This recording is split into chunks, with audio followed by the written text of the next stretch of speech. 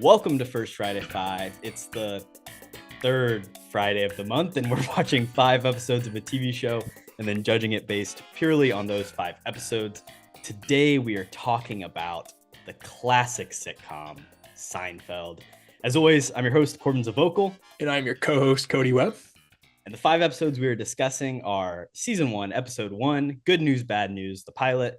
Season 3, Episode 4, The Dog, the lowest rated episode. Season 4, Episode 11, The Contest, which is in fact the highest rated episode.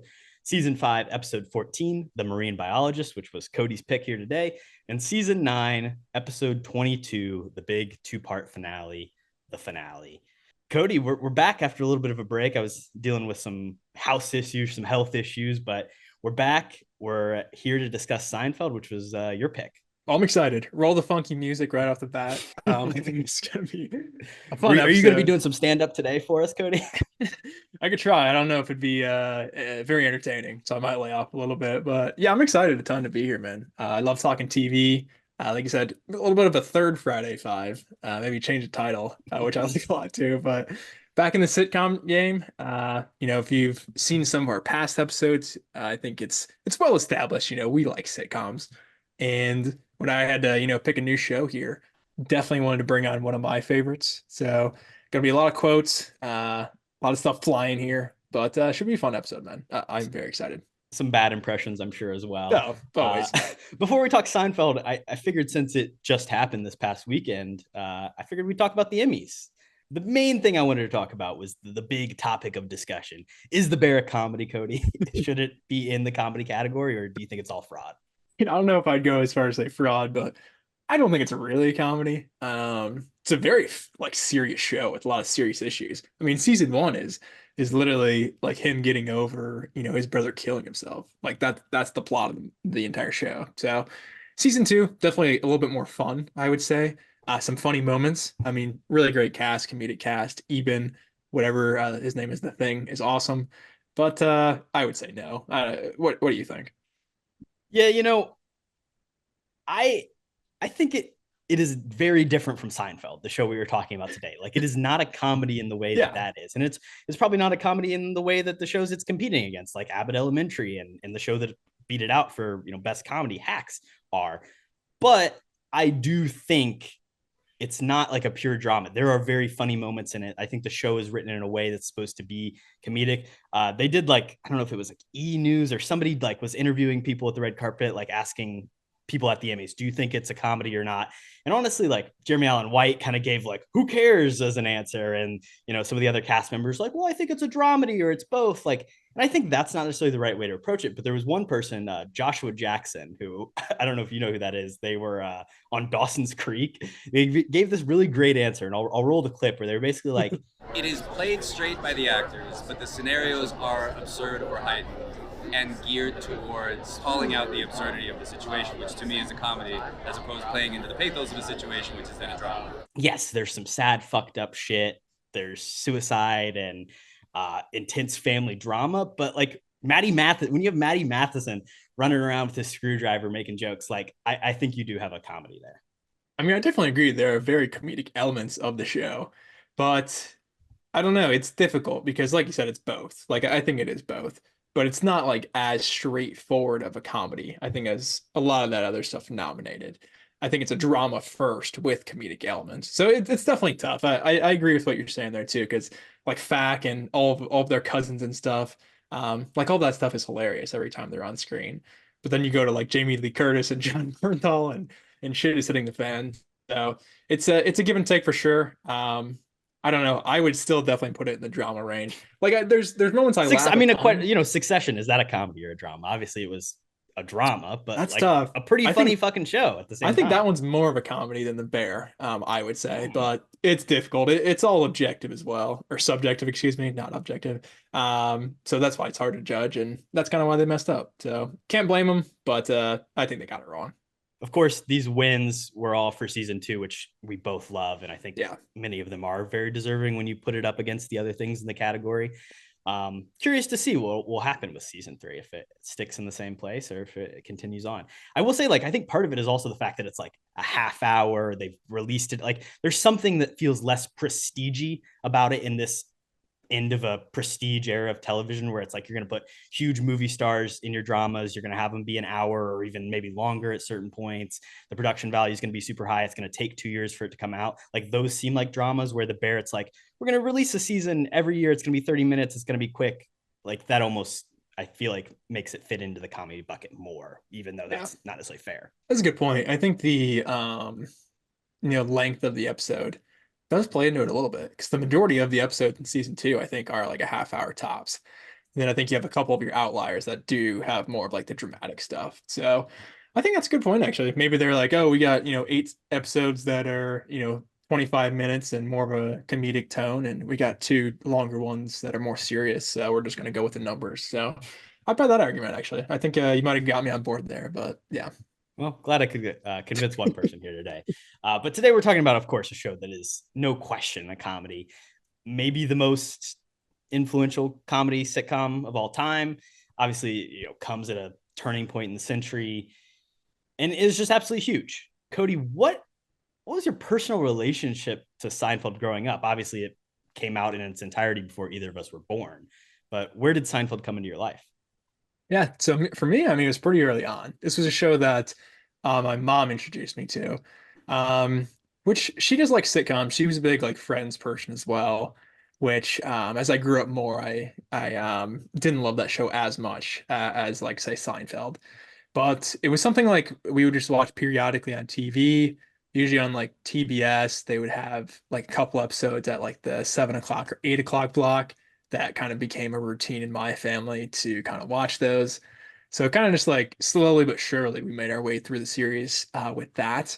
I've probably seen this all the way through, I don't know, like 3 or 4 times. So it took a while to get through it, like the entire first time.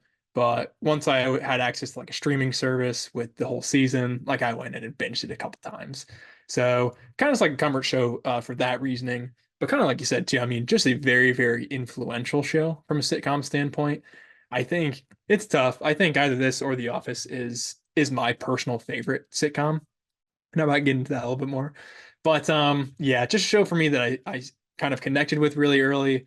Like this sort of comedic style, I feel like really, really resonates with myself. So just something I really love. But what's your relationship with the show, man?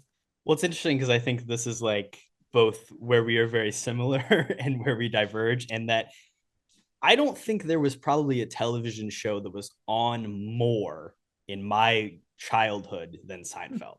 Like, exact same thing for me. We were very much a TV family. I've talked about maybe not watching a ton of movies, but like we would have our dinner like in our living room, sitting around watching TV. And like you said, TBS every night was showing syndicated Seinfeld reruns. So throughout the course of my childhood, I saw most of the episodes, or at least the ones that they were replaying, but I never once went and sat down and watched the show in its entirety. I've never seen front to back the entirety of the show. I've seen the finale, I've seen the pilot, I've seen the major episodes for sure, but there's definitely some stuff in there I'm sure I've missed. I don't know why I've never necessarily gone back and watched it. I've just never felt. It's interesting because it was so prevalent in my life. I wouldn't say I loved it though when I was watching. Like it was always just on, and I would watch it, and I would sit there. And I know my brother's a huge fan, and my dad and parents both are huge fans, but it never like super hit me. I was like, oh yeah, this is kind of funny. But there's always been other TV shows that I think interested me. Maybe it's the 90s of it all a little bit. It's a time that I cannot grasp. No, that's fair. And I mean, with comedy, obviously, again, everything is subjective. So this doesn't have to be everybody's favorite show, but I do think it's just like the style of comedy is super unique. Like, I don't know. I feel like the later seasons, maybe they do dive more into like in your face, like laugh out loud moments. But some of the episodes early on that we'll talk about, it's just like subtle conversations that like, I feel like what they're going for is they're just trying to relate to people more than even trying to be funny in the early stages. Obviously, the famous quote is, "It's a show about nothing." Show about nothing. Yeah. Yeah. So I mean, it's kind of a crazy concept in theory. I'll get into a little bit too of I don't really think it is a show about nothing. There's definitely a lot going on here. Hot take. But it's like that Larry David type of comedy too. Are you a big Curb guy or not really? I have never seen a single episode of Curb Your Enthusiasm in my life. I probably should check it out. Like I know it's just there. It's just a weird like I don't have any. I've seen clips, of course, and yeah. the music of Curb is maybe even more iconic than the music of Seinfeld. They're both in a way punchlines to jokes. But yeah, I've never opened up the old Max app and started an episode of Curb either. I'd recommend it. I think it's fun. Again, I mean, there's so many episodes and stuff, so it's hard to even gauge where to start with it. But I think like the Larry David comedy style of that show is different from Seinfeld. Obviously, I mean, the HBO and like the hard R with all that stuff is one of the reasons why. But I think the inclusion of Jerry Seinfeld kind of in the creative process is massive here as well. Just because, I mean, and just to give a rundown of the show, I guess people don't know what it is, but it's just comedian Jerry Seinfeld playing himself, and he's surrounded by his eccentric friends, I would say, in New York City. That's a show. We just follow their lives. I would say the majority of it, honestly, is like there's a lot of like dating premises.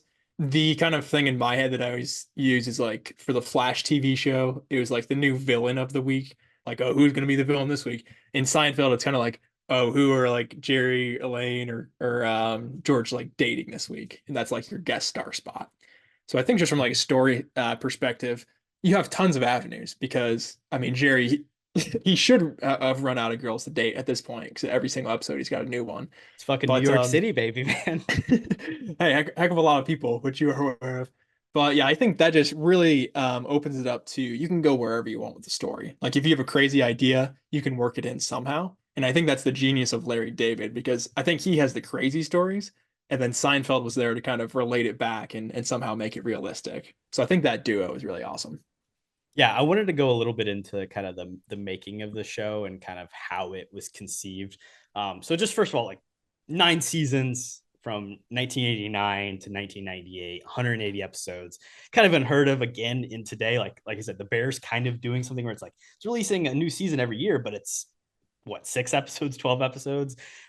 We've seen Abbott recently do like seasons every year, but that was even broken up by the strike and they had to do a half of a season, couldn't even get all 20 episodes in. But this is like prime time of you're releasing it every year. You're doing 26 episodes, 23 minutes, and pumping them out 190 hours. It's something funny. Jerry was kind of becoming a big comedian and a big stand-up comedian throughout the 80s. He played on The Tonight Show in 1981 with Johnny Carson. And that was like to him, the big make or break moment. He did a set there. Johnny Carson gave him like the, okay, this is pretty good. And like from there on, he, showed up on Letterman, did some other spots. His agent like wrote a letter to NBC and was like, Jerry Seinfeld will be on a show on NBC, just so you know, like he's got the talent. And then they brought him in and were like, what do you want to do? Like, what are you interested in doing? And Jerry was like, the one thing I ever wanted to do was have this meeting where they would ask me like what I want to do. I don't know. And then from there, he was, talking to Larry David, who he knew through working at like a comedy store, and was like, hey, like, do you want to write this with me? I don't know what it's going to be, but like, you want to write this thing? And they're like, sure. And then they like went to it. The story is they went to this like grocery store and they were making jokes about, oh, here's this thing and that thing. And then they like turned and looked at it like, this is what the show should be. It should just be people making fun of the situations they're in, the world around them, kind of just the stuff you never see on TV up to that point. There is something casual and relatable about what they were trying to create. So then they were like, well, we're going to do like a 90-minute special. And they both were like, well, this is like, we don't want to write 90 minutes. Like, let's just do a TV pilot. And then of course their joke was, well, then we went and did 190 hours of TV or, whatever it was. We were able to flesh out the idea much beyond that, but they write this pilot. It's called Stand Up. They turn it over to NBC. Larry David said that like a lot of the pilot actually was like changed by other writers. And he even to this day kind of looks at it as like, a lot of that's not me in there. And then they, they're casting, they're looking for, the person to play the friend character. They find Jason Alexander, who notoriously in his audition does like a Woody Allen impression because that's how he thinks it should be played. You get a little bit of that in George. It's much more toned down. And then of course there's Kramer, which I'm sure you've heard the story of. Larry David had a crazy neighbor named Kramer who would always barge into his apartment and have all this, very Kramer shit going on. In the pilot, they were going to, call him Kessler, but Jerry's like, no, like Kramer's such a great name. Like this real guy, like we need to do this.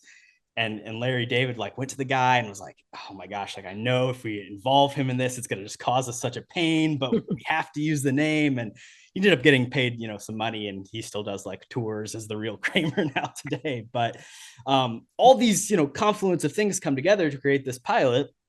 And then from there, it just kind of gets picked up and runs from then. They obviously add Elaine later in the second episode. And, here we are 9 seasons later, and the cultural impact is huge. Never ends. Yeah. I love that. There's also I think there's a meta thing in an episode where Kramer sells his stories off to Elaine's boss, Mr. Peterman. And he goes on a bus tour talking about, oh, he's the real Jay Peterman. So maybe it was a kind of a meta thing that I didn't realize, because obviously the real Kramer probably did some crazy shenanigans like that. So I think that's cool. But I saw a video of Kramer on doing a bus tour, literally. Yeah.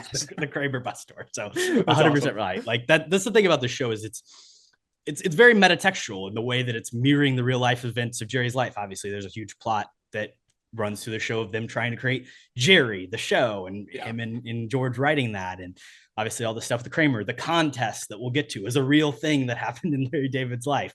There's another episode, of course, where he quit. George quits his job and then just comes back because that was something that he did at SNL and was told to do. Like it's constantly involving these real life stories, but also just adding a unique sense of humor to them.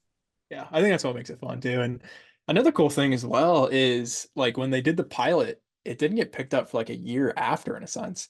So it kind of just did sit around, and we'll get into the pilot. But I do agree with kind of Larry David I don't think the writing is as good as kind of everything else in the show. So definitely interesting to dive into that. But the other thing I just want to mention about the show too is I think the side characters carry for me. Like Jerry Seinfeld, I don't think is really a good actor.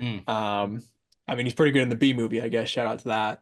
But he's not a dramatic or even a good actor, I guess I would say. I think the carry here comes from Julia Louis-Dreyfus and Jason Alexander. I think both of them are just unbelievably amazing, just diving into these characters. Because obviously these characters too, they aren't really likable. I don't think in a lot of the typical ways. They kind of make fun of everybody, which comes around in the finale, obviously full circle, and kind of just like super negative people altogether. Which again, I feel like maybe that's why I like the show a little bit, just because I can relate to that a little bit. But I feel like in concept, the show shouldn't work. But when everything comes together, and specifically those two performances, I think it makes it one of my favorite shows of all time. Yeah. Well, I mean, what it's really about is it's about terrible people getting themselves into terrible situations and then finding like terrible ways to get out of them and making a joke of it all. I 100% agree that it's not Jerry for me. It is Jason Alexander. It is Elaine, like Julia Louis-Dreyfus. And first of all, we can just say she's the person who has stood the test of time of this show. She is easily had the best career post Seinfeld, other than maybe Larry David you could throw in there as being pretty successful. But like Jerry tries to do some movie stuff. Obviously the B movie is such a meme, but like, let's be honest, it's not that great. Unfrosted, who saw that? Not me or you. Jason Alexander doesn't really do anything. Michael Richards, we should probably just address 2006. You can look it up, goes on an insane tirade, like says some shit that like is so awful. It's not even like, oh, he's let a bad word slip one time. And like, he just went on an absolutely terrible racist rant at a comedy club directed at people. That's terrible. Obviously, even Jerry himself has, gotten up into controversies. He was dating an underage girl during the run of this show. Now today he's just, doing basically ads for the Israeli government at this point, and such a great time for them.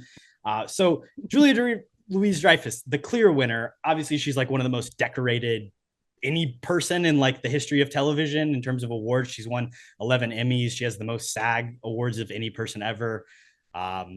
Veep is to, credit for a lot of that, but as well as, her work on this show, she won some Emmys. She's in the MCU now. Yeah, true. They even got her. She's the next Nick Fury. True. That's good casting too. Samuel L. Jackson, move over. Get out of the way, Sammy. But yeah, Michael Richards, like you said, I mean, don't condone obviously any of his actions. And I think recently too, he just came back out he wrote a memoir this year, I think. I saw him on like some Good Morning America and stuff interviews. So maybe he's trying to make a comeback, but yeah, not going to talk him up too much because I mean, character-wise, I feel like Kramer's just kind of goofy, and I feel like anybody really could have been in this role. It's not like Michael Richards' stamp on it. Like his physical acting is really good, but yeah, I'm not a big fan of him just personally, so won't be talking about too much. But I agree. It's crazy too that in the pilot they didn't even have Julia Louis-Dreyfus, and I think she is one of the things, like I said, that really makes the show for me. And like I said, Jason Alexander, I feel bad for him because he is so unbelievably good. George Costanza may be my favorite sitcom or TV character of all time. And he just got stuck in it. He started getting typecast and couldn't get any roles. But I think he's a really good actor. And yeah, like I said, by far my favorite character of this show is George. Yeah, I was gonna pull up Jason Alexander's. Let's see what his four on IMDb are. I mean, it's probably Curb. Hunchback of Notre Dame, Okay. 1996. Nice. Pretty Woman. He's okay in that. Okay. He kind of plays a George character, and then Coneheads, which I didn't know he was. I haven't seen that. That's a SNL comedy, but yeah, I would assume he got stuck in mostly comedy roles. He's appeared in 5 episodes of Young Sheldon recently, 4 episodes of The Marvelous Miss Maisel. He's been doing some TV work. Apparently, he's in Star Trek Prodigy. This is a new thing for 23 episodes. That's animated, I think. Nice. I didn't know he's in that. He's definitely done some voice work. You've got Leo. You've got the Harley Quinn show. Of course, like I said, he plays Hugo in the Hunchback of Notre Dame movie. Yeah, he's got a good voice. Yeah, I mean, he's doing fine for sure. He's got plenty of money banked from this. Well, I was gonna say, yeah, and just the success of this show is pretty insane too. I mean, my big thing is I think it really does peak probably in like season 7, season 8 for me. And I mean, at that point, this show was, I think, the number one, like on TV, no doubt. Like these are massive hits in the late 90s. So just like the cultural impact, I think is a massive thing here too. Does it hold up? Does it truly hold up, you think? Do you think the average person in 2024 watching this would be like, I'm into Seinfeld? I would say for the most part, yes. I mean, it is definitely a part of its time. If you get like younger kids, I would say maybe it won't resonate with them just because of like the technology differences and like the differences in dating and stuff. It's not as relevant because it really does focus on that stuff a ton, I would say. But I think it's just like age-old comedy. Like it's just funny situations with funny characters, which I mean, like I said, if people don't like the show, I definitely understand why. Especially too, if you just like watch 2 episodes in the first season, you're like, oh, this isn't for me. Which I've done that before too with like Community and stuff, and then gone back and given another chance. But even like the first 2 seasons of the show, it's like, okay, maybe not the best, but it's just something that, if you just stick with it, it's gonna keep building. So I don't know. It's a tough one. I think for maybe, the new age, it's not as relevant or not as good. But I think I was kind of in that sweet spot in between the 90s and kind of this tech boom where it just really resonated with me. I mean, the thing is, it is a contemporary show in the 90s. Like, you can't really create something now that's going to feel as real because this is like truly like this is what life is like from 89 to 98, living in Manhattan. Like, obviously, it's made in LA and they make jokes about that and leave it. But like, this is the reality, and it would be hard to go back and create something like that. And of course, like some of the jokes and the humor and like references don't quite last as long. I would say like there's nothing necessarily about the comedy or even like there's not a lot of stuff that I find like offensive now or whatever. Like I don't think it ever got too crazy. I'm sure there's definitely things that like do not hold up in that way. But it's funny. Do you remember like the kids react and the teen react shit on YouTube, the fucking Fire Bros? Like in 2018, they did a video where they're like, do teens and college kids think Seinfeld is funny? And like every single person in that video, which would be people our age at that time, or maybe even a little older, were like, this isn't funny. This is so offensive. And like, and I was watching, I was like, this isn't even, people were like, this could never be on the TV. And it's like, dude, fucking Always Sunny in Philadelphia is on and it is the same show, but about worse people doing worse things and more rated R things. I would agree. And I think with that sort of stuff too, where they're just getting like little glimpses of clips of the show, like the show out of context, I would say the majority of the time is like not funny at all. But a cool thing with the episodes is they just have like recurring stuff that builds until there's a massive kind of thing at the end. So I think on a clip show basis, the show would not be successful at all. And there is some stuff where it's definitely outdated. I mean, there's a Kramer episode where he's mistaken for like a mentally challenged person. There's like dog kidnapping, and there's tons of crazy stuff that is just, of its time in the 90s and maybe would probably offend a lot of people. Even, I mean, the episode we'll talk about, the contest, is pretty far out there. But yeah, I mean, it takes chances and it doesn't apologize for it. But I mean, I think that's every show of, once 30 years pass, there's going to be problems with everything, I think. Yeah, and it always goes back to the thing of like, you're not really supposed to like these characters. Like, you can root for them, but like they're all assholes, and that's why the show ends the way it does. Yeah, they're not likable, I don't think, which is what makes the show fun. Let's move on over and talk about the theme song. Of course, just so jazzy. Grab the sax, grab the bass, do a little slapping, and go crazy. Yeah, I love it. I mean, it's iconic in my eyes. Super quirky. You got the boom, like, it's just like, I don't know, the structure of the song. I feel like it shouldn't work in theory, but it's just so fun and so weird. And I mean, they don't really have a theme song either. It's kind of just like, well, and it's different every week. They change it. Yeah. Which is cool. I mean, it's still like, it's similar-ish, but it is a little bit different. And there's no like, opening credits of like the actors or stuff like that. It's just Seinfeld, run that music. We're going straight to Jerry's apartment usually. So it's quick, it's short. I think it's effective. I do like the music a lot, like I was saying, but I don't know. Rankings wise, this would be tough. I don't think it's that high for me, honestly. Well, I wanted to read a little excerpt of something I found from Forbes. So the music was created by Jonathan Wolf, who did a ton of theme songs for shows, 80s, 90s, like full-fledged song and dance, whole thing. But for this, obviously they wanted to do something different. So unlike most sitcoms, the Seinfeld theme music could change each week. Wolf performed the signature bass lines himself and created countless themes, each centered around the cadence of Jerry's spoken word delivery. So he's doing it specifically to the stand-up that's being performed. And then he was quoted as saying, at the time, slap bass had not yet enjoyed celebrity status as a solo instrument.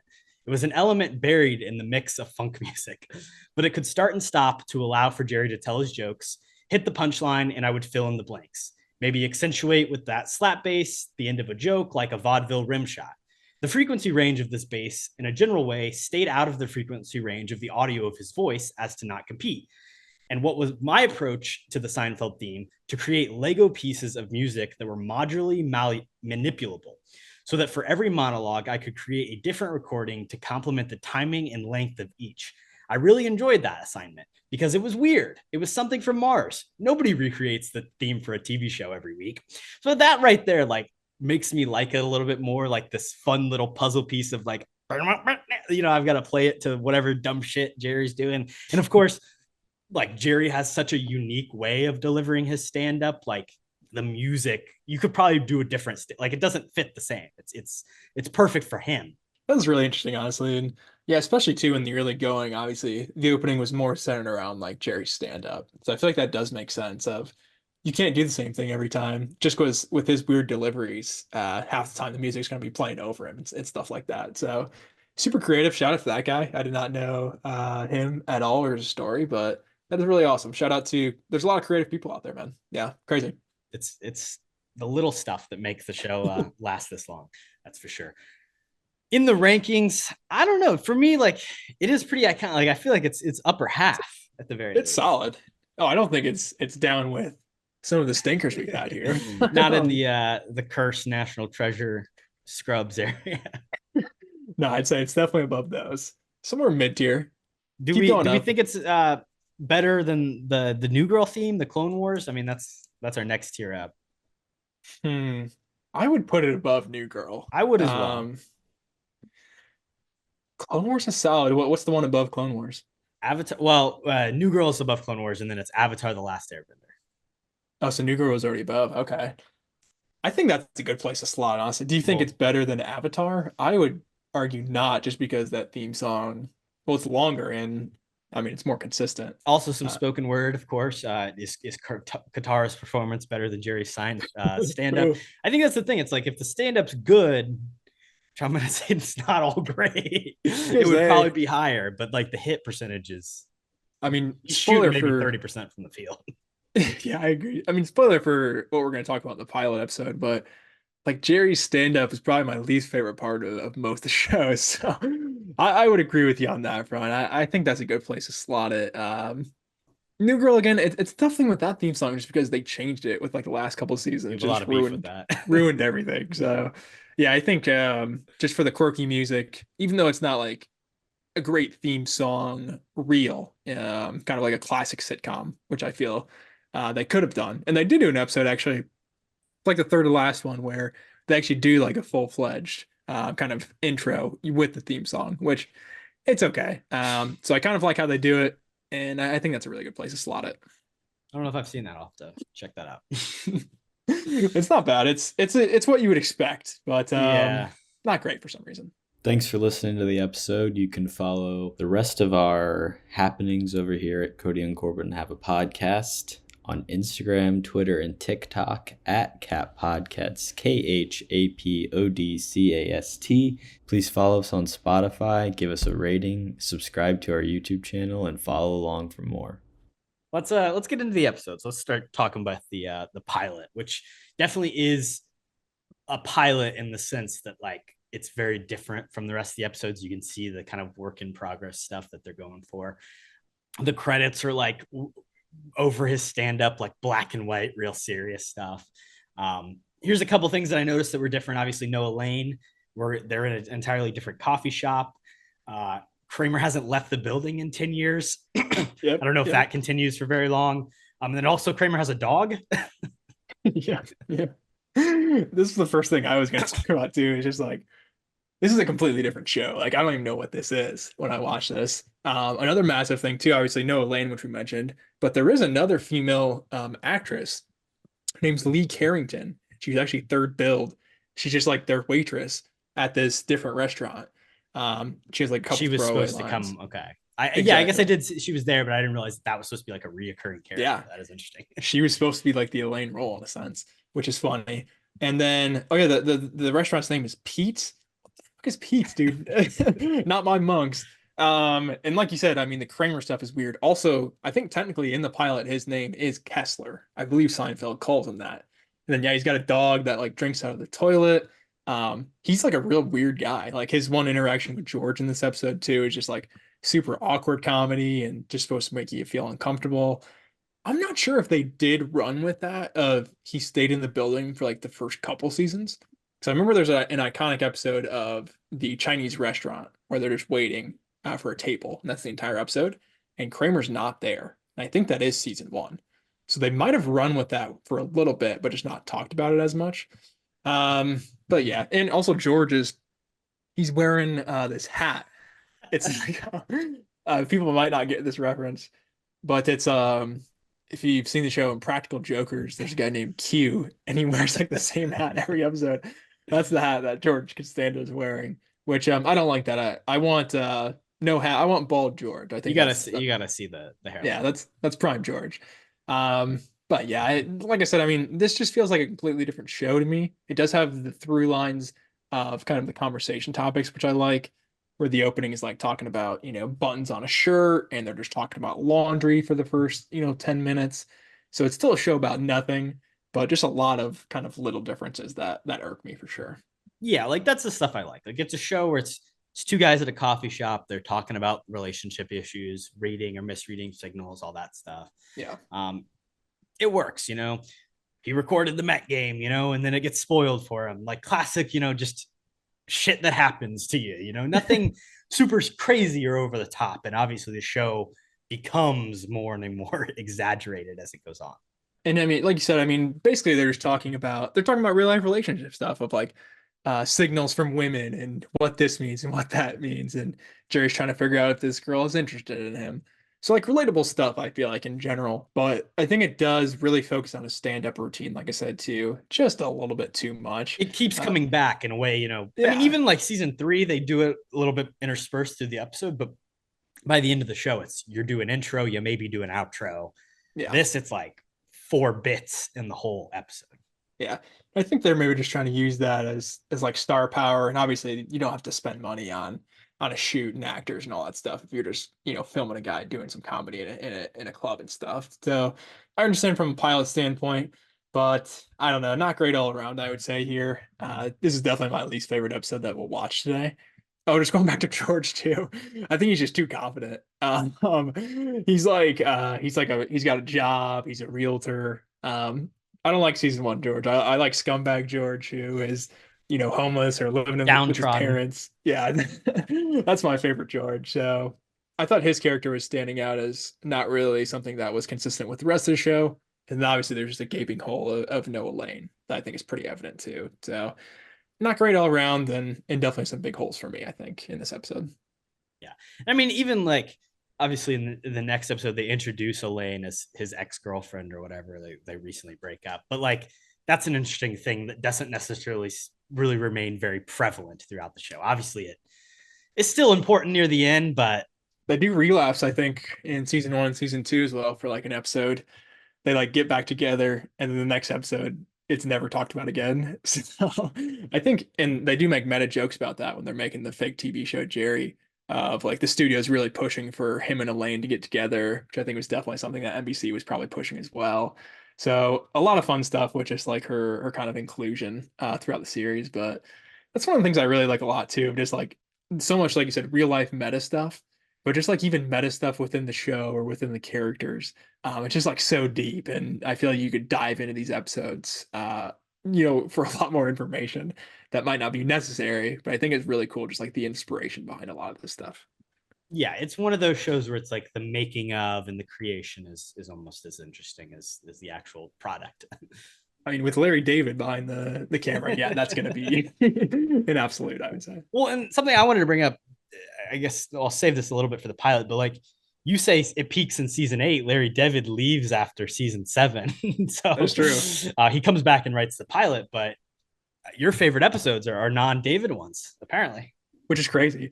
Yeah, it is tough because I mean Larry David is awesome. I think he's one of the things that makes this show massive.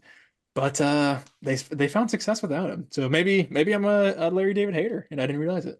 It is interesting, in watching some like making of stuff, just him talking about like how he never had an interest in playing the George character. It was never even a thought. And then also at the same time, it's like, even if it was, they would never make the show with me in it. It was like, nobody knew who I was. Even when Jerry was like, hey, I want Larry David to write this thing, everyone was like, who?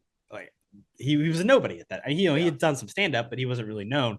And obviously like it's their pairing, like you said earlier, that makes the show so great. It's the fact that it's his comedy, but through Jerry's kind of demeanor, likable demeanor. Even if we don't necessarily love him, there's still something like that's positive and charismatic about him that lets it balance out in a really interesting way. The reason they got hooked up comedically is telling the story is Larry David was going to, I think, Jerry's girlfriend's birthday party at the time, and or somebody's girlfriend's birthday party, and he didn't have anything to get her. Like he didn't have any money because he was so broke. So he wrote her stand up. Like he did her like a stand up routine, and he gave that to her as his thing.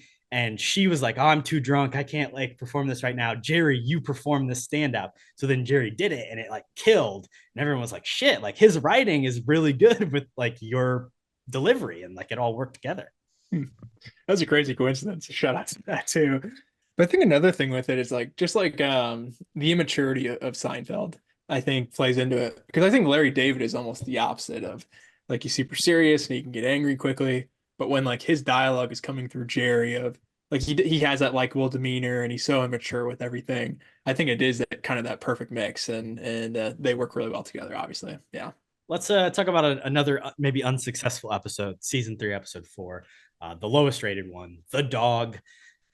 So this is understandably the lowest rated. It's got some like, dog hate, which I don't think anybody ever was interested in. And then also just like kind of a low production value where you don't even ever see the dog on screen. It's just barking in another room. Yeah. Is this one of the bottom tier episodes for you as well? I don't know. I think this is more middle tier for me. Okay. I do agree 100%. Just like Jerry talking about the dog of his one line is like, you're pound bound in like a day, like That's kind of tough. And obviously Elaine And is Lane kind of Lane says something like, you know what happens to dogs at the pound, right? And he's like, okay, let's take it. Like he wants to do it even more. Yeah, so really just makes, Jerry pretty unlikely with that. And I agree too, because when I saw the title of this episode originally, I thought it was a different episode where it's actually Elaine's trying to get rid of this dog who is barking all night, and they hire Newman to kind of kidnap it and take it. And it kind of has a dumb ending that I don't love. So I thought it was that one, just because kind of similar thing of like, kidnapping dogs, and that's obviously not cool. It's one thing if these people are assholes to other people and they cause pain, like that happens in every fucking episode. But when you start including, animals in it, people are gonna start to get mad. And in that one, they did have a little cute dog that they showed. But in this one, you don't get a dog. So I feel like you don't relate to Jerry in this situation, because you're a bad guy. You're going to send this dog to the pound after 3 or 4 days. And we don't even see kind of, him tearing up the apartment or, whatever it's doing, pooping everywhere, all that stuff. So could have used a few more visual gags, I think, to help themselves out. Also, just kind of the setup I don't really like. The only side character who really appears here is kind of this asshat on the plane of, he's drunk and on a bender probably, and he's had too many, and he's got some physical issues where they have to make an emergency landing, and Jerry's sitting next to him, so he's got to take care of his dog. I don't know, this character I just didn't like, especially when they have so many other just really fun and really crazy side characters throughout the series. And I'm like, what is this guy's even accent? Is he British or something? I don't even know who this guy is, real. Yeah, it's not a good guest appearance by any means. Also, Farfel is a fucking dumb name for a dog. That's stupid. Farfel. Shout out Farfel. But other than that, I will say I do like kind of some of the other pieces in this episode. The first one that I really like is Prognosis Negative. Big movie episode. Yeah, exactly. Being, movie fans as we are, I relate to this a ton of being like, oh, I want to see this movie with my friends, and then scheduling works out where they can't all work it out and go together. And then it's the thing where the other movie's sold out, so they don't really have a choice. They have to go see it without Elaine, which I feel like causes a lot of tension. So I like that a lot. And then the Kramer aspect of it too, I think is a really strong Michael Richards performance, just because he has the camera right in front of him and he gets the monologue and go crazy for a little bit. They do the same thing. They don't show his girlfriend. They don't show the dog. Yeah. They're like, we're not going to hire an actress to play his girlfriend. And that is surprising because they do have a lot of fun guest stars, but I think that's more effective than not showing the dog, just because you get his monologue of, look at you, how could I be with somebody like you? And then it cuts away for a little bit and it cuts back and he's bawling, being like, what would I do without you? I'll do anything. Yeah, so I just think that dichotomy of kind of quick cutbacks and Michael Richards' physical presence is pretty good in this episode.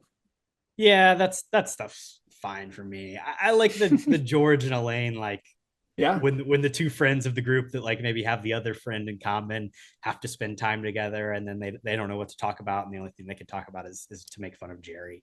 That stuff's pretty funny. Which would you rather see, Prognosis Negative or Ponce de Leon?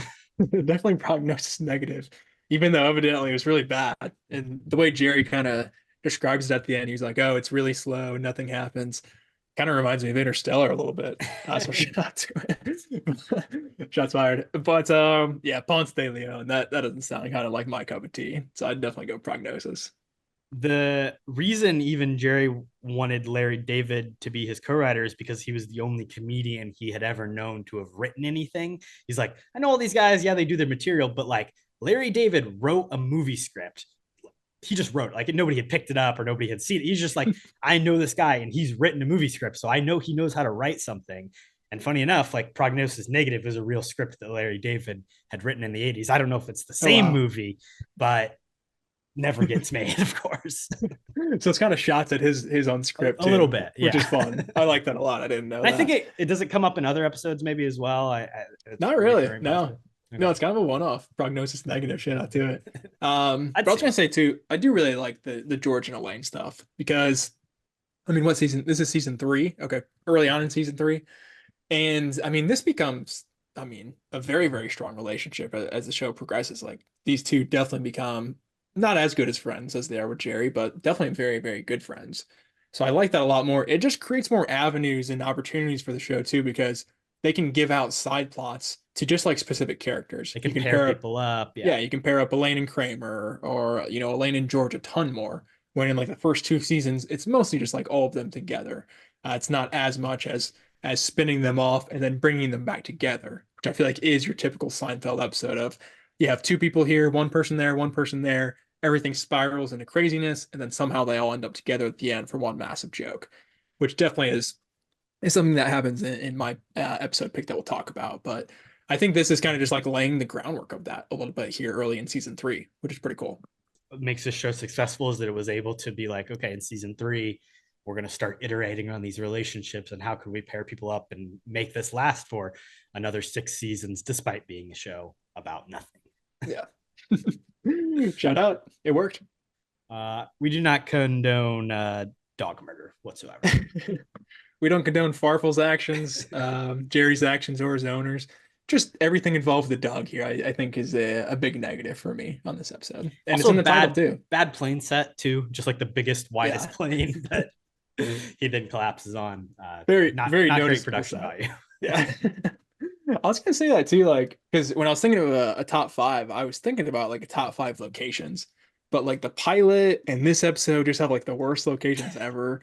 So it's hard to pull from those, and the worst side characters. I want to do a top 5 side characters as well, but I was not going to include the dog guy, so I had to get creative. But yeah, this episode, I think just from a like other comparing it to the other episodes, it is definitely not as good, but there's definitely still a few elements in there that I find really funny. And there's worse ones out there. I would agree. Yeah, I don't think this is the worst episode by any means. So shout out to IMDb. You messed up. Big surprise. Now we can swing to the highest rated episode. I think it was tied with another, but this had the most ratings. The Contest. Obviously, probably one of the most famous episodes in the show's history as well. Just kind of the lore around it and everything. This is the first episode of the ones we've watched where you get to see the 4 of them sitting at the table at the like this to me feels like Seinfeld. It's like by season 4, like this is the show, and it's encapsulating all the different things that make it what it is. Also, you say the contest maybe like being like the thing is it was racy at the time. Like everyone was like, oh, this is so crazy for this to be on TV.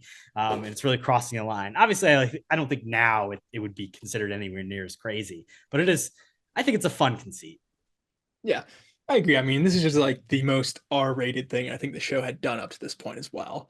I mean, only season 4 as well, so not crazy deep into the show, but I agree. If this came out today, I doubt it'd make that many ripples, honestly. I'm sure It's Sunny in Philly has done this like 10 times and we haven't noticed. But, and like you said too, I think he was tied with the Soup Nazi, which is another great episode. I believe that's season 8 or season 7, which is really awesome. But I was surprised to see this one this high.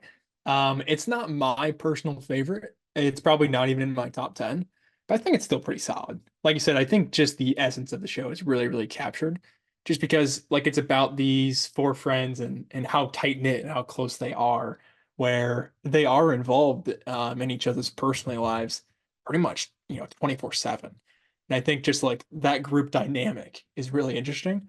And then obviously when you throw in all the craziness involved surrounding this episode, it's obviously kicked off by George getting caught masturbating by his mom in his mom's house when he's not even living there. At 3 p.m. on a weekday. So, and to a glamour magazine. So kind of crazy kickstart there. I think this is prime Costanza though. Like I was talking about earlier, that's not my Costanza. This is my Costanza. Full depression George. He doesn't know whether to zip up or go help his mom fall down while doing unspeakable actions to himself. And he goes and visits his mom in the hospital. Won't get her food when she asks for it, just sits there and watches the person next to her get a sponge bath. So this is my prime Costanza, and just a real dirtball, but so lovable. It was in fact a 3-way tie between the contest, the Soup Nazi, and the opposite. I don't know if you know which episode that is. George decides to turn his life around. Oh yeah, the exact opposite of what he would usually do. Those are the That's 3. A good one too. But I agree with you. Like the thing about this episode is it's the absurd setup of everybody's who can go the longest without jerking it. Yeah. That's great. Whatever. But then it's like everything that happens around it is the most heightened possible thing. There's a naked woman across the street. There's a woman getting a sponge bath. Elaine runs into John F. Kennedy Jr. at the place she's doing her aerobics class. So like they're each present. Jerry's dating a virgin. Like there's these intense things that are happening around him too. Of course, none of like if one of these things happening in your everyday life would be crazy, but the fact that it's happening to all these people at once is showing up like how absurd the show has gotten at this point. Yeah. And like I said, I mean, I really like that because it's kind of the thing too of what I was saying of they diverge a bunch of different stories and then bring them together. This is a really good example of that, just because, like you said, the craziness that is involved in this episode. It may be the most like unrealistic episode of Seinfeld, honestly. Just because, like you said, I mean, him dating a virgin, her talking to JFK Jr., like kind of a lot of weird stuff happening at the same time. But like you said, I mean, it's surrounding a contest here. That is obviously in the title. It's the main part of it. The funny thing that I like is that Elaine has to give up more odds. She goes, everyone else gives up 100 and she's got to give up 150.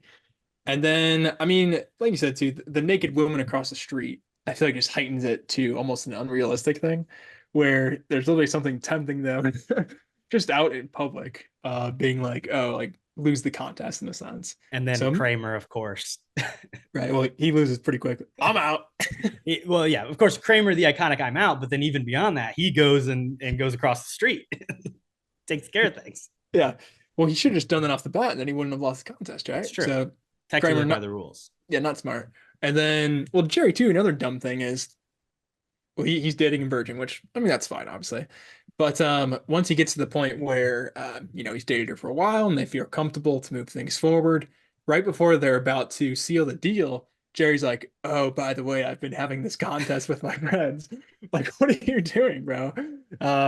Which, again, I think another funny thing with that, too, is like the restlessness and like how angry they are all with each other. Every time it cuts back to them in bed and then you see Kramer sleeping fine. And then it's this is, to me, that's like, a great bit. That's a great bit. Anytime they're showing people in bed in Seinfeld, I think it's always funny. Like it's a very specific way they shoot those scenes, whether they're on the phone or they're with another person or they're sleeping there. And this is pure Seinfeld. Yeah, I think that for me is the best bit of this episode for sure. Of seeing who lost in the contest and seeing like who's suffering in the contest. I think that's really, really good stuff of just like camera work and creative storytelling. So yeah, conceptually, I think this is a really good episode. Like you said, I think maybe it's just the highest rated because of the impact it had at the time and being so controversial. But I mean, like it's a classic. It's got the classic format and really fun characters surrounding it. Just kind of a lot of craziness and not one of my favorites, but still solid. And again, it's the Larry David impact of the true life stuff coming through. And great enough that they felt the need to reference it in the finale. That's how you know that they felt it was impactful. George admits that he cheated in the contest, and you finally get to find that out later. That is true. I mean, when do you think he cheated? Yeah, I don't know. Well, the timeline it doesn't really make sense in the terms of the episode, but it's so quick. Also, like at the way that the episode ends, it's not really clear like what exactly happens. Yeah. There isn't like a clear winner and money being divvied out, anyways. But yeah, a good callback for the finale of them bringing the virgin back too. And I mean, that's got to be one of the most embarrassing things in the show of like revealing that to all of your family and friends in a legal setting that like you had a contest like this. So I think it's played well, in the finale too. And of course, we'd be remiss to mention she does lose her virginity to John F. Kennedy Jr. Right. So I guess which was probably the good move. Yeah. I mean, they're still together in the finale, I believe. So shout out to them. Let's move on over to your pick, Cody. And I want to know why. Season 5, episode 14, The Marine Biologist. Yeah, I don't know, man. I just really, really, really love this episode. If you're listening and you don't like Seinfeld, just check out this one. You don't have to watch anything else. But something about this, it's kind of like I was saying too with the format. I think this is the prime format. And again, this episode kind of centers around George, who, like I said, is my favorite character. It's a George episode for sure. 100%. And I mean, even his first line is him walking in and doing a Jack Nicholson impression. You can't handle the truth. You're like, what? I'm working on my Jack. You can't handle the truth. It's funny because I think when he goes, I'm doing a Jack Nicholson impression, like him saying that is almost a better impression than when he actually does the line. You can't handle the truth. What? I'm working on my Jack Nicholson. I'm doing my Jack Nicholson. Yeah. I can't do it, but I'm doing my yeah, I can't do it. But shout out. The But the Departed. But yeah, I think that's really funny. And then obviously they're reminiscing about college, which is of course relatable too. Shout out to us former roommates. But they're talking about their college newsletter, and then Jerry runs into this one of their old friends who asks about George. And it's a really funny thing of like him setting up George for kind of the worst scenario, and telling this girl that he knows he likes as well, that he's now a marine biologist. And of course, Prime Georgie here, I don't think he has a job at this point. I would assume definitely not. And yeah, has not really done anything career-wise for himself. So I think just putting this character in that situation where George is such a really good liar, where he can kind of make anything believable, but also just being like super anxious and nervous about it the entire time. Just putting him in a thing where he is a marine biologist, I think is already really fun. And then, of course, it goes absolutely off the rails when they're on a date walking down the beach, and there's a beached whale that is just sitting there, and they're asking, can anybody help? He's told this girl that his specialty is whale. He's trying to make them lose blubber, which is another great line. But I just think, and then, of course, the monologue at the end, unbelievably iconic. I think that monologue is my favorite scene of the entire show. Of course, I mean, there's so many, I could probably recite the whole thing, which I won't, but yeah, I mean. The sea was angry that day, my friends. Like an old man trying to send back soup in a deli.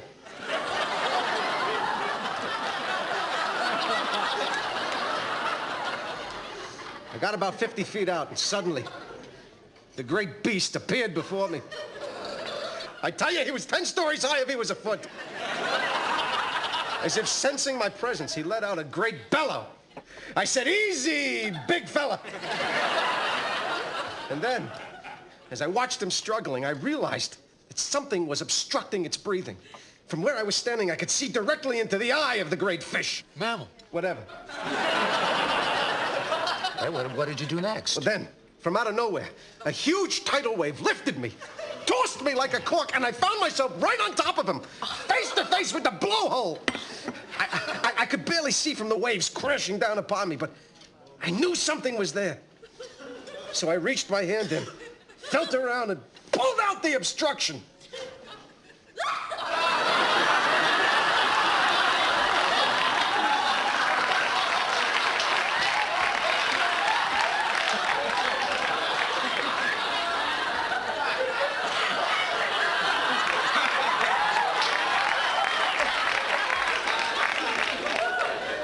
What is that, a Titleist?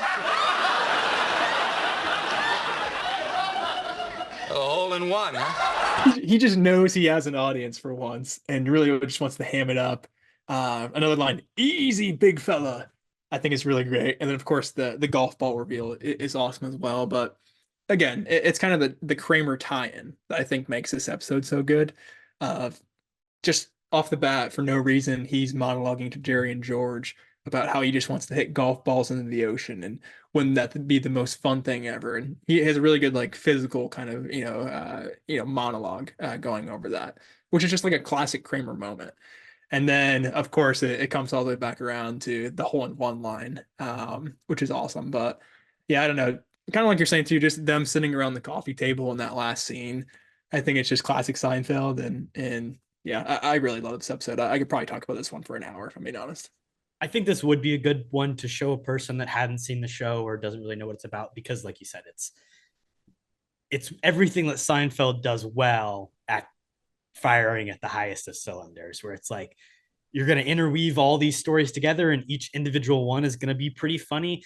The Kramer stuff to me is probably the weakest, of him having the sand in him and doing all the golfing. But like you said, when it comes back to the Titleist golf ball and the hole in one, and then the drop, like that stuff is where it works perfectly. And then you've got the Elaine story of, the War and Peace and the Russian writer stuff with George, but then also Kramer gives her the thing from the bank, the organizer that gets thrown out the window and hits the girl. And then she talks to Jerry, and Jerry's flirting with this chick. And then they go back to it's just all these interweaving stories that come together. And then of course there's also the beginning of the episodes where it's more laundry humor with the golden boy shirt, and then it ends with the baby blue at the very, like, it's constant setup and callback and making all those things play together in a really successful way.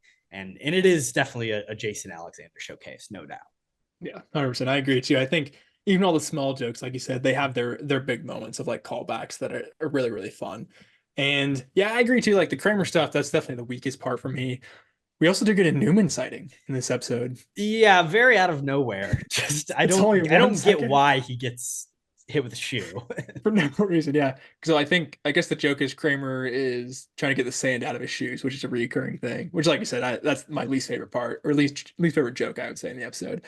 But that's the only Newman we get, the only Newman sighting we get, all the way to the finale. So I thought that was a fun second. But like you said, too, the organizer, kind of a lame bit, I think is good. My favorite thing with that is the war. What is it good for? Kind of her mix up with that, I think is really, really fun. Was it Tolstoy? No, I don't even know what Russian writer it was, but I think yeah. I think they were talking about Tolstoy, but it was some other guy who's a Russian writer. But I thought he was okay. Like his scenes, I didn't think were anything great of them, like trying to get him, on recording. And of course, he's just chucking stuff out the windows. I think that second, organizer hit, or I guess it was the recorder hit. Yeah, is pretty fun. But yeah, that's just like another classic side plot, B plot Seinfeld, I would say.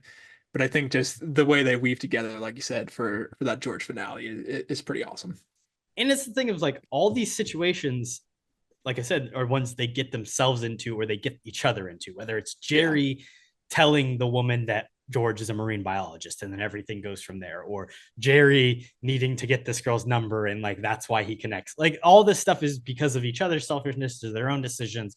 Kramer needing to go fucking hit his golf balls out, and then that getting in the whale. And of course, everything is the most insane degree. It's like, yeah, if you lie about being a marine biologist, it's what are the chances a fucking beached whale is going to appear in front of you? Well, in Seinfeld, it's about 100%. Yeah. That is true as well. Just like the craziness of it really leans into it of instantly when you would lie or make a mistake on something, like it's going to come back to bite you immediately. There's no escaping. No, I love that. Shout out Diane Descartes. I don't know. I think it's the It Girl. Shout out there. I think she's a fun addition.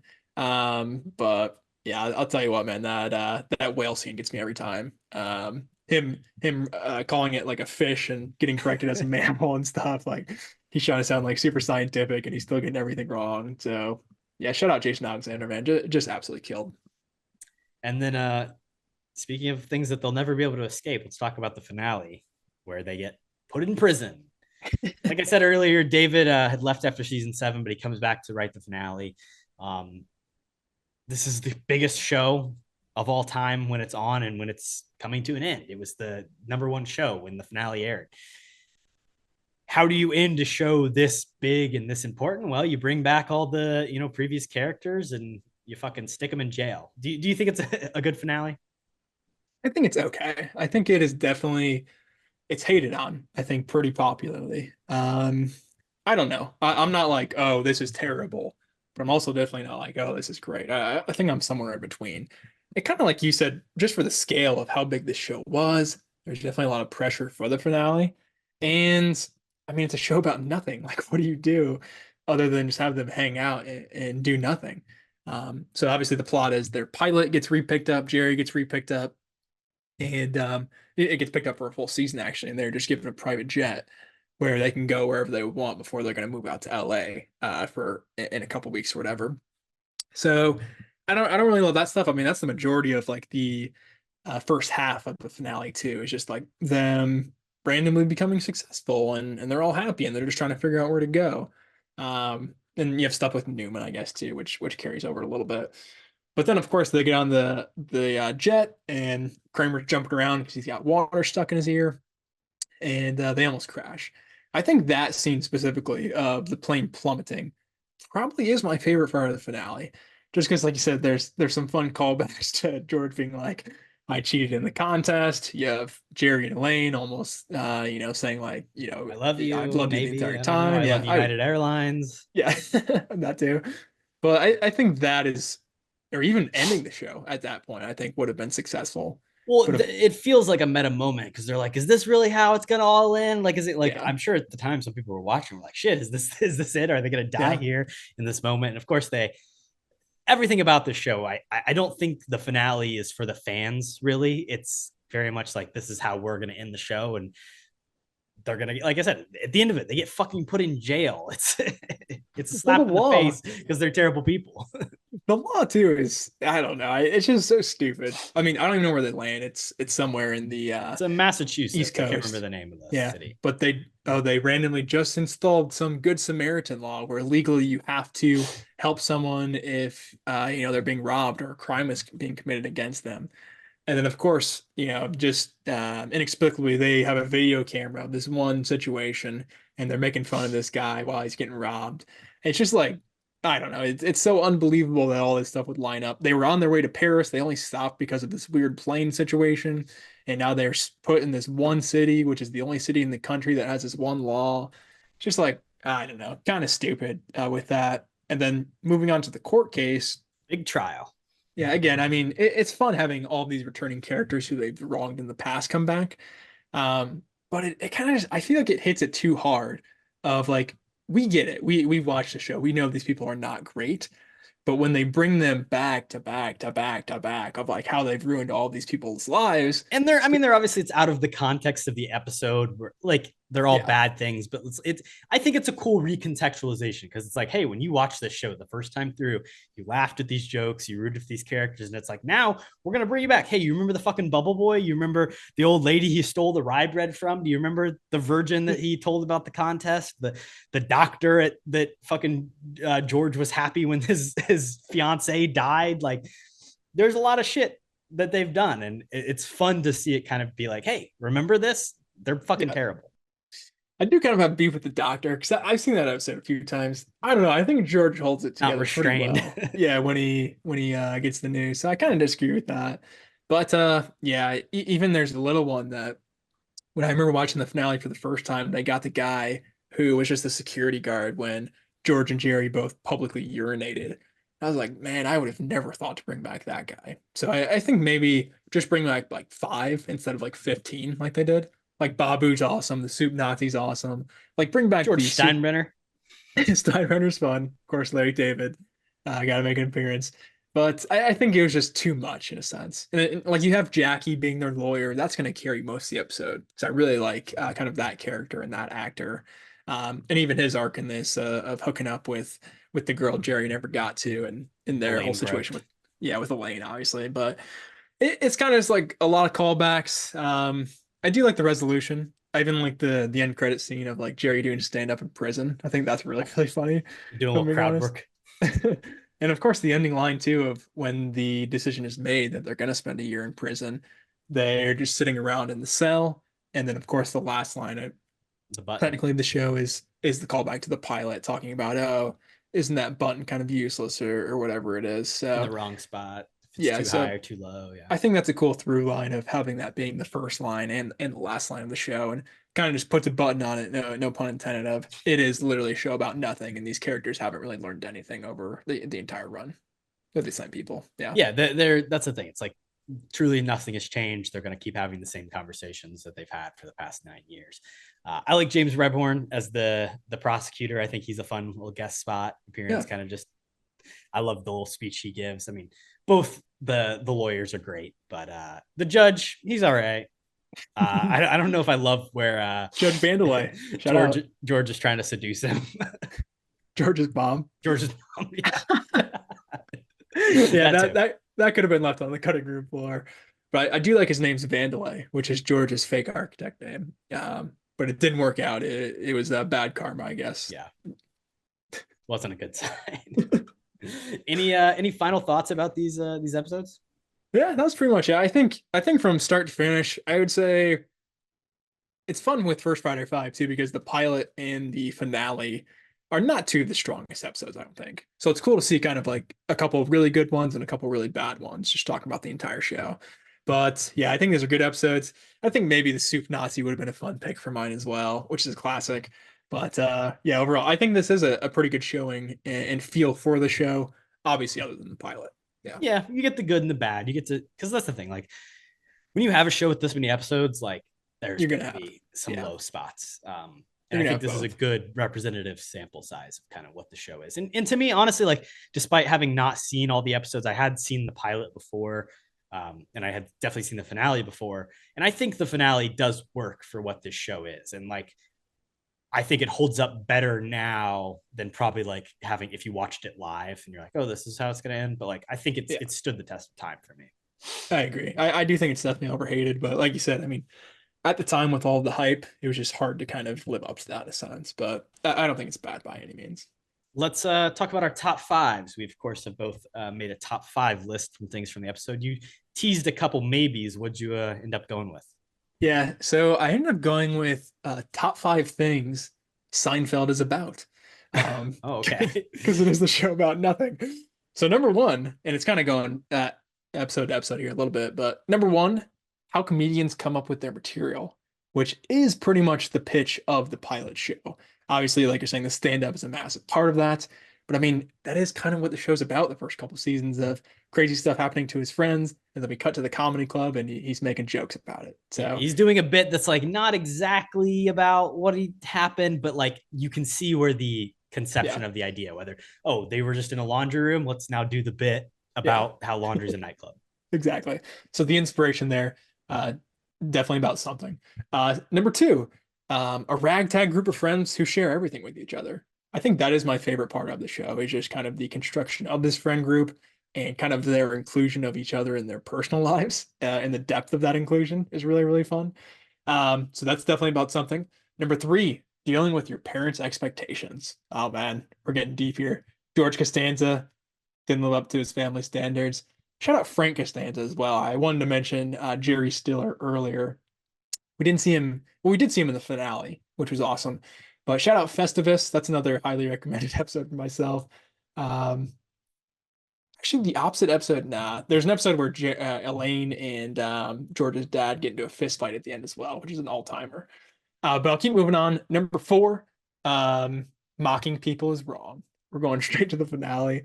Hey, at least we have like kind of a positive message for a show that is just like making fun of everybody at all times. It does stand on its head at the end and say, hey, you know, you're going to get punished for mocking people openly. So I like that.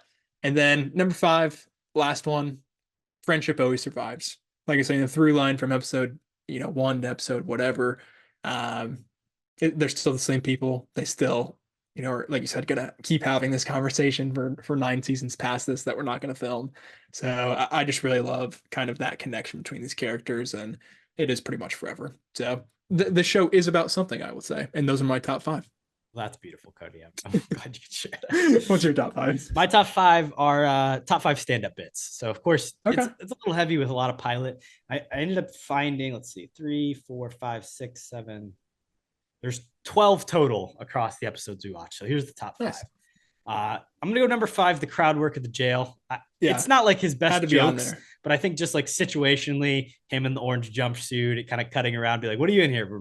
Murder one?" Okay, that's a tough one. Yeah. And it's not funny, but to me, it's like this is his hell. Like he now has to do the shit in jail, and that's the joke of it.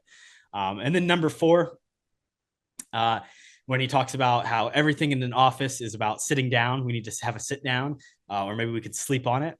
I think that's decent. It's okay. Listen, we're not working with the great stuff, but that's number 4. Pretty mid. And that's also in the finale. And then I'm going to go for number 3 is a bit from the pilot, which I almost wonder if it was a little bit of a conscious mirroring between the finale bit and the pilot. So in the finale, he talks about sitting down. Everything at work is about sitting down. In the pilot, he talks about how everybody just wants to go out. And that's the thing. Like, hey, should we go out and do this? So I don't know if that's intentional or maybe just happenstance, but to me, it's a little mirroring there. And I think it's a decent, he raises some good points. Go out to do what? Who knows? You just got to go out. But as soon as you're out, you just want to go back home. Facts. Number 2, which this could be one, but I'm going to say it's the dog bit, and it's about picking up the dog's poop. If you were an alien and you were watching, who would you assume is in charge in this situation? The person doing the pooping or the person picking up the poop? I think that's probably the only thing about the dog episode I really liked was that little stand-up routine. And then number 1 from the pilot, it's the laundry is a nightclub thing. I like that. This is just funny, lighthearted Jerry Seinfeld humor. All the clothes are, going crazy in there, and then you open up the door and they're like, what's going on? So Yeah, decent stuff. good picks. Yeah, I think the laundry one is very innocent, which is really good. But I think my favorite is the dog alien one. I think that's just like such a funny perspective and very true. So shout out, good top 5 there. And I'm an expert here because I have seen Jerry Seinfeld perform stand-up in person. And haven't said this in the episode, but I did not pay to specifically go see Jerry Seinfeld. But Mina, myself, and her brother Elijah were about a year and a half ago out at a comedy club. And Jim Gaffigan and Jerry Seinfeld both showed up and did a couple 10-minute sets. So I know his work intimately. I'm jealous. When I visited you, it was a similar situation, but yeah, we got Chris Rock. It was Chris Rock, yeah. So that was cool too. But yeah, I'm definitely jealous of that experience. That's pretty awesome. Let's move on over to our pitch. This is a really tough one. I don't, what do we want? Pitch a prequel, a sequel, a series. Obviously, we've mentioned like Curb almost becomes the spiritual successor to Seinfeld. Larry David getting his own show. Obviously, it's R-rated, but it's him making a show about his life. They have a reunion episode too, where they bring back the Seinfeld cast. So it is kind of a revitalization for sure. Definitely. And then something else that I think, like, you have shows like Ramy by Ramy Youssef. Like, you have other comedy type shows that have existed. I also want to shout, like, Rachel Sennett is getting an HBO show. Like, to me, like, I think that is the kind of stuff, like, who's a young person that you could pitch as like the next. I don't want to see a Seinfeld sequel, but I think you could do stuff like that. I know Julio Torres from SNL, who did that Probabilista movie, I think is getting his own TV show. So, like, I think there's people, young comedians, that I could see as, like, that's my pitch. Like, who can you invest in to make their own TV show? I don't need anything from this cast. No, I definitely agree. And it's tough though. I mean, there's no real sitcoms anymore, which I'm fine with. I think the laugh track is pretty much dead. But just like comedic television or straight comedic television is not as relevant or popular. So I agree completely. I mean, Rachel Sennett, I think she's one of my favorite people even working today now, and she hasn't been doing that for very long. So shout out to her. I'm very excited for that. But I agree here too. I mean, pitch wise for this, I didn't even know kind of what direction to go to. I didn't even think about like a direct sequel or anything. My kind of thoughts were just like pitching maybe a specific episode, like an idea for an episode, or like a spin-off season. So my pitches for some episodes that I thought would be fun is, well, first off, Jerry's always dating like, 100 different girls a season. How come we got no episode where he was like dating a grandma or something? The Cougar episode. Yeah, I mean, he's dated older girls for sure, but go like super old. I think that'd be really fun. And then Kramer, I've been talking about his physical comedy. Go all out. Maybe this stuff will be jumping the shark a little bit, but let's just see like Kramer get run over by a bus or something, like something extreme like that. His own bus tour, something ironic like that. And then my last one was, I just want the whole crew on like a drinking bike tour, which maybe is too modern. I don't know if that was around in the 90s. Not sure on that, maybe fact check. But I just think like these characters in that situation where they get a little bit rowdy, and obviously they've run into a bunch of different people that they've wronged in the past. I think that'd be a really fun, just like entire episode. Yeah. Is there anything about modern times that you would be interested in seeing them react to? Because it's, a big plot point in the finale is the whole thing about Elaine needing to like call the woman and ask about her father's health. And there's all this stuff about like, well, you can't call on a cell phone because that's like, you need to call from your house. Like, all that stuff instantly goes away in 2024. Like, you just pick up your phone in your pocket. Like, it's a totally different culture. Is it online dating? Do you want to see George do that? Like, what? I don't know. Like, what's the modern complaint? That is the thing. Like, these characters are probably in the same spot. So they are probably like on like dating. Obviously, the whole dating scene is, like, Jerry's 70 now, so it's tough, but like, I don't know. Yeah. Like, what would be if you set them at their current ages in the show in modern times, how would they be reacting to the world? I don't know. I don't want to see it, if I'm being honest. Michael Richards is probably saying things that aren't allowed on TV anyway. Yeah, what's Kramer's thoughts on the COVID vaccine? He's not getting it. Are you serious? Come on. But yeah, I agree. I mean, I don't think anybody would ever do that. There have been mullings for forever of like, are they going to do a reunion episode where they'll come back? And I think I saw something like a year or two ago where it's like, yeah, it'll probably happen eventually. We just don't know when, which I was kind of shocked by. So I don't know. I think eventually somebody will kick it out of the cast here as well. Probably Larry David. I feel like he ages very quickly. And maybe they'll have some sort of thing with that. But I'm not really on board for any sort of revival. My other idea, kind of pitch off season wise, and would be more like a prequel-ish, doing like the college years, and recasting, obviously. I think that would definitely be a must. But kind of it's like the thing of like Saved by the Bell, where they did the opposite. They were in high school and then they did like the college years. So maybe just like playing off that a little bit, making fun of that. And yeah, just seeing like a young George and Jerry, and you can just have a lane there too, like just rewrite it where you have the main three there anyway. So I think that'd be a fun concept if the cast was right. Yeah, I think you could do something. A little Queens College accent. Good for them. Yeah. I'd love to see Jerry react to the Mets season this year. I'm sure he'd be happy. I mean, yeah, they're gonna make the playoffs. What are his thoughts on Grimace? Grimace. Well, Kody, this Grimace. This has been a fun episode talking about Seinfeld for the third Friday of this month. We'll be back with another one of these, maybe more appropriately scheduled. And we've got some spooky stuff coming up. True. We're getting into the spooky season. Definitely more First Friday Fives on the horizon. I mean, we have tons of good TV shows that we will be ready to dive into. So obviously stay tuned for that. But yeah, a lot of fun coming up on Cap, I think, to end the year. So I'm excited. Stay capping. Stay tuned. Stay capping. What you just said is one of the most insanely idiotic things I have ever heard. At no point in your rambling, incoherent response were you even close to anything that could be considered a rational thought. Everyone in this room is now dumber for having listened to it.